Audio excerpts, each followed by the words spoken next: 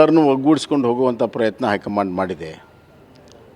ವರದಿಗಳನ್ನು ತರಿಸ್ಕೊಂಡು ಎಲ್ಲರನ್ನೂ ಮಾತಾಡಿಸಿ ಒಗ್ಗೂಡಿಸುವಂಥ ಪ್ರಯತ್ನ ಮಾಡಿದೆ. ಈಗ ಶಿಸ್ತು ಬಹಳ ಮುಖ್ಯ ಅನ್ನುವಂಥ ಒಂದು ಕಾಲಘಟ್ಟಕ್ಕೆ ಬಂದಿದ್ದರಿಂದ ಈಗ ಕ್ರಮ ತೆಗೆದುಕೊಂಡಿದ್ದಾರೆ. ಕೆಲವರು ನೋಟಿಸ್ ಕೊಟ್ಟಿದ್ದಾರೆ, ಕೆಲವ್ರ ಮೇಲೆ ಕ್ರಮ ತೆಗೆದುಕೊಂಡಿದ್ದಾರೆ. ಇದರ ಹಿಂದೆ ಏನೆಲ್ಲ ಇದೆ ಅನ್ನೋದನ್ನು ನಾನು ವರಿಷ್ಠರನ್ನ ಯಾರನ್ನೂ ಭೇಟಿಯಾಗಿ ಮಾತಾಡಿ ತಿಳ್ಕೊಳ್ತೇನೆ. ಆದಷ್ಟು ಎಲ್ಲರನ್ನೂ ಒಂದುಗೂಡಿಸಿ ತೆಗೆದುಕೊಂಡು ಹೋಗುವಂಥದ್ದು ಇವತ್ತಿನ ಒಂದು ಸ್ಥಿತಿಯ ಒಂದು ಅನಿವಾರ್ಯತೆ ಇದೆ, ಅವಶ್ಯಕತೆ ಇದೆ. ಅದಕ್ಕೆ ನಾವು ಎಲ್ಲರೂ ಸೇರಿ ಮಹತ್ವ ಕೊಡಬೇಕು. ಪಕ್ಷದ ನಿರ್ಣಯ ನಾನು ಯಾವಾಗಲೂ ಹೇಳ್ತಿದ್ವಿ, ಹೈಕಮಾಂಡ್ ನಿರ್ಣಯ ತಗೊಳ್ತದೆ, ನಾವೆಲ್ಲರೂ ಒಪ್ಕೋಬೇಕಾಗತ್ತೆ ಅಂತ. ಅದನ್ನು ನಾವೆಲ್ಲರೂ ಪಾಲಿಸಿ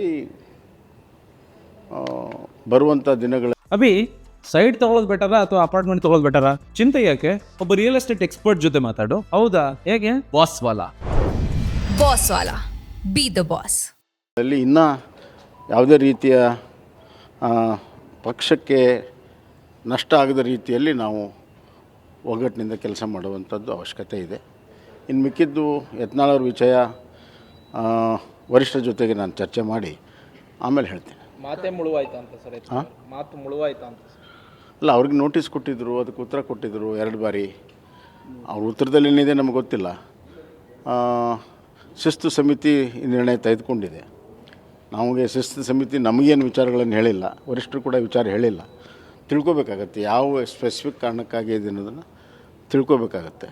ತಿಳ್ಕೊಂಡು ಮುಂದೆ ನಾವೆಲ್ಲರೂ ಒಂದು ರೀತಿಯಲ್ಲಿ ಇಂಥ ಒಂದು ಕಾಲದಲ್ಲಿ ಒಕ್ಕಟ್ಟಾಗಿ ಹೋಗುವಂಥದ್ದು ಅವಶ್ಯಕತೆ ಇದೆ. ಸರ್, ಯತ್ನಾಳ್ ಅವ್ರನ್ನ ಮಾತಾಡಿಸೋಂಥ ಪ್ರಯತ್ನ ಮಾಡಿದ್ರು?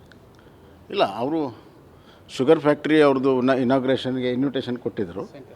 ಅದಾದಮೇಲೆ ಮತ್ತೆ ಅದು ಮಾತುಕತೆ ಆಗಿಲ್ಲ. ಅದೇ ಡೆಲ್ಲಿಲೇ ಇದ್ದರು. ದಿಲ್ಲಿಯಲ್ಲಿದ್ದಾಗ ಶುಗರ್ ಫ್ಯಾಕ್ಟ್ರಿ ಉದ್ಘಾಟನೆಗೆ ಬರಬೇಕು ಅಂತೇಳಿ ಇನ್ವಿಟೇಷನ್ ಕೊಟ್ಟಿದ್ದರು. ನಮಗೂ ಕೊಟ್ಟಿದ್ದರು, ಗಡ್ಕರಿ ಅವರು ಕೊಟ್ಟಿದ್ರಲ್ಲ, ವರಿಷ್ಠರು ಕೂಡ ಕೊಟ್ಟಿದ್ದರು. ಅವರು ಅದು ಇನ್ವಿಟೇಷನ್ ಕೊಟ್ಟಾದ್ಮೇಲೆ ನಂಗೆ ಸಿಕ್ಕಿರಲಿಲ್ಲ, ಮತ್ತೆ ಮಾತಾಡಿಲ್ಲ.